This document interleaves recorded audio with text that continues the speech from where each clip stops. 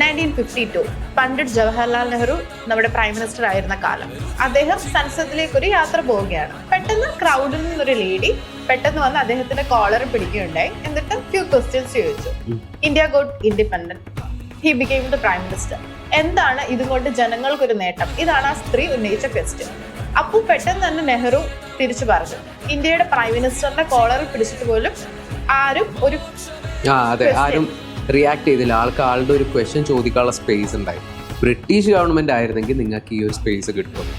Obviously ഇത് ആരെയും push ചെയ്യാൻ വേണ്ടി പറയുമല്ല, നേരെ പ്രൈം മിനിസ്റ്ററുടെ കോളറിൽ പിടിച്ച് ചോദ്യം ചോദിക്കണം എന്നല്ല പറയുന്നത്. ഈ ഇൻസിഡന്റ് കൊണ്ട് നമ്മൾ മനസ്സിലാക്കേണ്ട ഒരു ക്വസ്റ്റ്യൻ കൂടിയുണ്ട്. നമുക്കിപ്പോൾ ഇങ്ങനെ ഒരു കോളർ പിടിക്കണമെന്നല്ല, ഒരു ക്വസ്റ്റ്യൻ ഉന്നയിക്കാനുള്ള ഒരു റൈറ്റ്സ് ഉണ്ട്. ബിക്കോസ് നമ്മളിപ്പോൾ റീസെന്റ് കണ്ടു ജന്തർ മന്ദർ പ്രൊട്ടസ്റ്റ്.